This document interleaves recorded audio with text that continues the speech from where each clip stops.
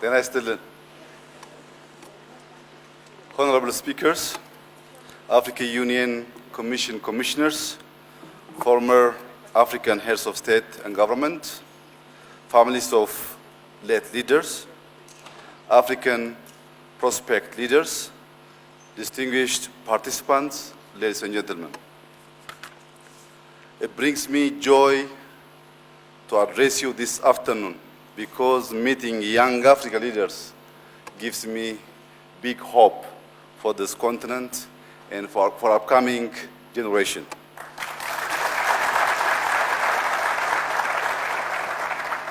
Young African leaders, Africa's journey to prosperity is inevitable. Many things are working in Africa's favor. By 2030, 40% of global youth will be African. The next generation of African and global leaders is sitting among us, you and you.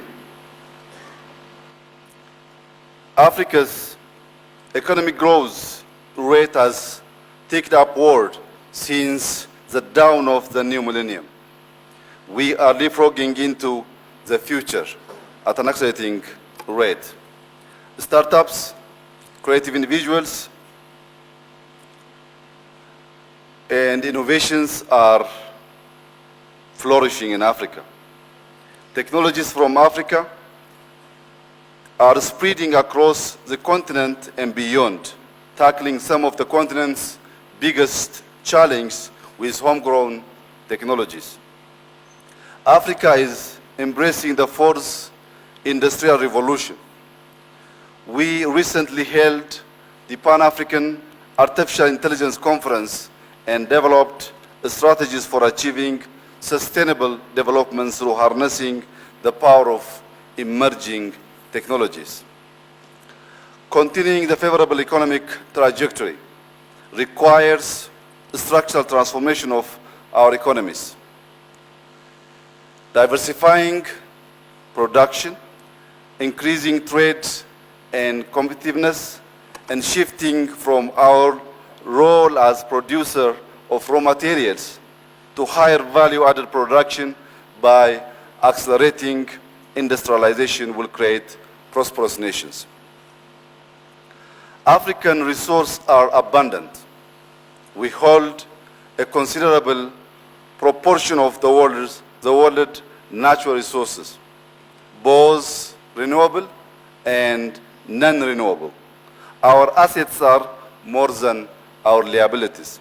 However, our economic sovereignty has been caught in a vicious cycle of lack, and our state autonomy has been vulnerable to interference.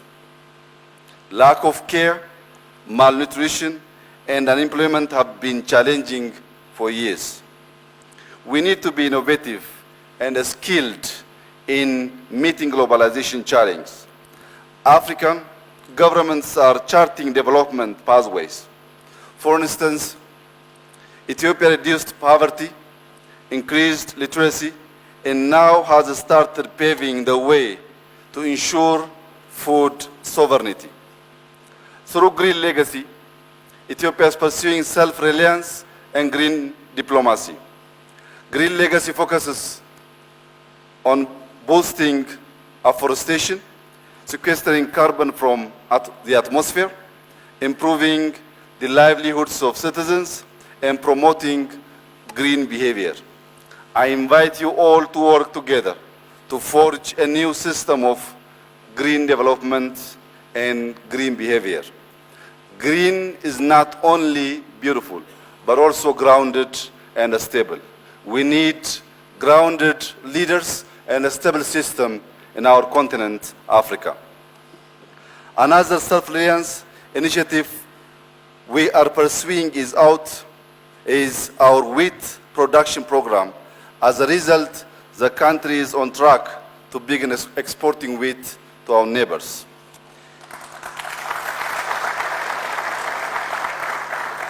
Young leaders, I dare you to reimagine your future, our future, Africa's future. Reimagine our future by shaping how the world perceives Africa. World views are a driver for transformation and prosperity. What we speak to Africa echoes back. Let us no longer talk of deprivation and lack, but abundance, success, and hope. Radiating a positive energy is very important for upcoming generation. Excellencies, ladies and gentlemen, let's claim our achievements. We see many young African entrepreneurs creating transformative solutions and continuing to be innovative in crucial sectors relevant to our continent. We need to nurture innovation and support innovators. Ethiopia has just inaugurated the first talent school to train young people on how to create, run, and manage businesses so that their creativity and efforts will bear fruit that will not only improve their lives but also benefit the entire region's economic gains. After all, education's utility is to anticipate and solve legitimate dilemmas on the ground and thus build the skills beyond the classroom. Skills development is essential for increased productivity, inclusive economic growth, and poverty reduction. Innovation is a core tenet in Ethiopia. We have recently inaugurated the first science museum where more than 500,000 visitors were awed and inspired by science. Excellencies, ladies and gentlemen, as Africans, we must stay on the path that our forefathers paved.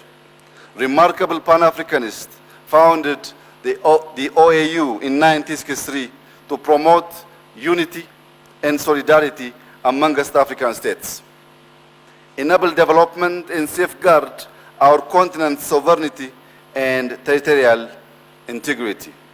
This is an important reminder for you to be able to carry on the responsibilities set by the African Union Agenda 2063. I want to assure you that Ethiopia is highly committed to working with the African Union to implement the Youth Summit decisions. I warmly congratulate former leaders and the families of the founders of the OAU for the well-deserved special award. Thank you for coming home. Thank you for coming home to inaugurate the first African Youth Leaders Conference. I declare the first African Youth Leaders Summit officially closed. I thank you and God bless you all. Thank you very much.